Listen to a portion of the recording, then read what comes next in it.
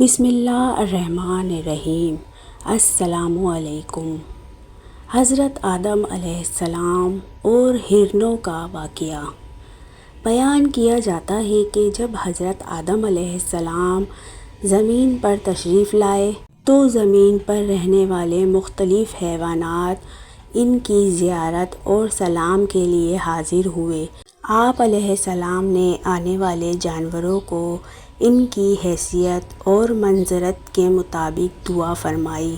ہرنوں کا ایک غول جب حضرت آدم علیہ السلام کو سلام کے لیے ان کے پاس آیا تو حضرت آدم علیہ السلام نے ان کی پشت پر شفقت سے ہاتھ پھیرا اور ان کے حق میں دعا فرمائی، جس کے نتیجے میں حق تعالیٰ نے انہیں نافع مشک عطا فرمایا۔ جب یہ ہرن نافع مشک لے کر اپنی قوم میں گئے تو دوسرے ہرنوں نے کہا، آج ہمیں تم سے عجیب سی خوشبو محسوس ہو رہی ہے، جو آج سے قبل خوشبو تم میں نہیں پائی جاتی تھی۔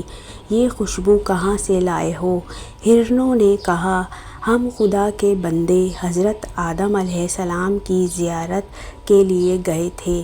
انہوں نے پشت پر دست شفقت پھیرا اور ہمارے حق میں دعا فرمائی، جس کی بدولت اللہ تبارک و تعالیٰ نے ہمیں نافع مشک کا حامل بنا دیا۔ جب دوسری ہرنوں نے یہ سنا تو انہوں نے کہا، ہم بھی آدم علیہ السلام کے پاس نافع مشک حاصل کرنے کو جاتے ہیں۔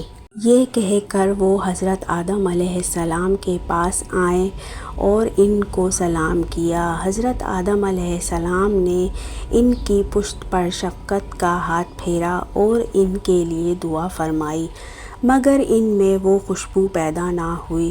انہوں نے واپس آ کر ہرنوں کی پہلی ٹولی سے کہا، ہم نے بھی آدم علیہ السلام کی زیارت کی، انہوں نے ہماری پشت پر دست شفقت پھیرا اور دعا بھی کی، مگر ہمارے اندر وہ خوشبو پیدا نہیں ہوئی جو تمہارے اندر ہے۔